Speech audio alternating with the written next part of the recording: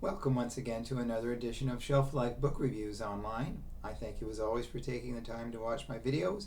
Hopefully you do find them informative, and when you make your book purchases you will consider the reviews and my advice as which books to purchase. First of all, before I start my review, I am going to mention the new edition for those in the London and area, the December 2022, January 2023 issue of Shelf Life is going to be available starting this week at local bookstores and other establishments in the city. It has more than 55 books reviewed, and it's got children's books too. So if you're in the London area, pick one up, please. My shameless plug is over. Now to the book. When I first began reading horror novels back in the mid-70s, there were two authors that I mainly gravitated to. They were Stephen King and Dean Koontz. When they began, it was pure horror that they wrote. Now, obviously, they graduated over the years to more psychological horrors, but all horrors were still there. And I consider Stephen King and Dean Koontz two of my top 10 favorite authors of all time. So, in that regard, the review this time out is The Big Dark Sky by Dean Koontz. This is published by Thomas and Mercer, and it retails for $34.99. Dean Koontz, over the years, has really given us a lot of creepy tales. And in The Big Dark Sky, you'll find another tale of epidemic horror. It's a combination of science fiction, fantasy, horror, mystery. It's got everything thrown in. It's like a potluck supper. You'll find it all in this book.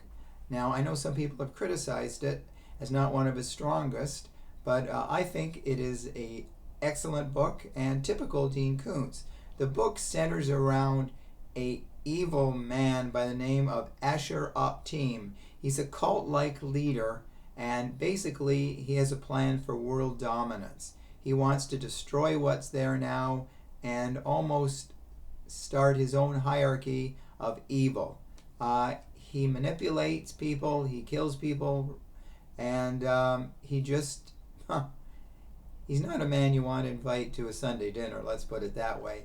And there are several interesting people in the book who are meet by synchronicity. They are joined together. One of the main characters is Joanna Jojo Chase. Both her parents died about 30 years ago, and she lived out on Rusty Hills Ranch in Montana, and she thought the past was left behind her, but she gets a mysterious call that says she has to come back. She's almost forgotten about that phase of her life, but now she recalls those people who were part of her life, including Jimmy Two Eyes, who was a friend. He was nonverbal with his communication, but he always responded to her.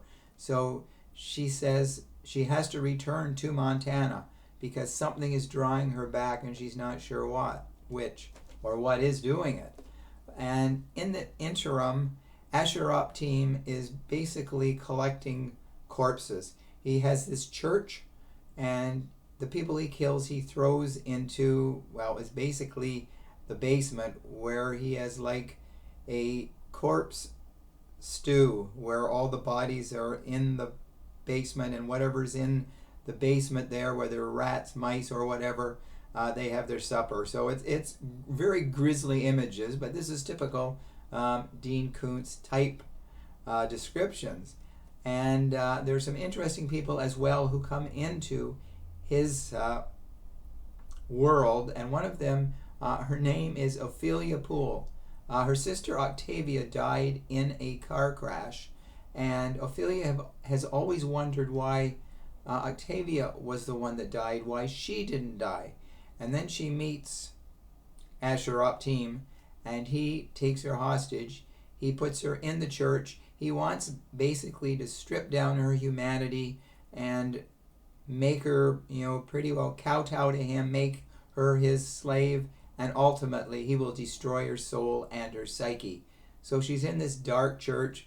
She's trying to figure out ways to somehow get out, even though that it's just total blackness. he gives her a little light to help see, but it's not much. There are some crows inside the church, and she wonders whether they're there to help her or they're there just basically to mock her. Then Asher-Upteam meets another man. His name is Colson Fielding, and his father is with him, and his father wants to do business kind of with Asher, but Asher just takes out his gun, shoots the father in the face, and kills him immediately. So he takes Colson to the church and throws him in with Ophelia. So it's the two of them basically trying to figure how to get out. And Asher knows that, nobody stands a chance for survival. So there are several other people in the book, including Dr. Ganesh Patel, Artemis Saline, Kenny Dadle, and Liam O'Hara. They're just a few of the ones who are all gravitating together for this ultimate confrontation with Asher-Upteam, who basically wants to rip apart humanity, get rid of everyone on Earth, and start his own world, basically, like he's the almighty God. So it's interesting. Ophelia and Colson do get out of the church. So Artemis stalks them, and you almost feel like he's got the upper hand. He knows everything. He knows what everybody thinks, and he knows he cannot lose. So it is a real page-turner. It's grim, it's grisly, it's dark, it's depressing in spots, but at least you hope, that the good guys will win out.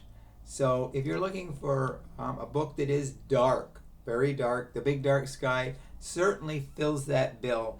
And if you're a fan of Dean Koontz, you will like it. There's also an interesting little aside in the book where one of the characters talks about one of her favorite series is the Jane Hawk series of books. Well, coincidentally, Dean Koontz wrote the Jane Hawk series, so it's like a little plug within a plug within his book. So that's an interesting little aside to the story. So anyways, mark this down as a must-read book.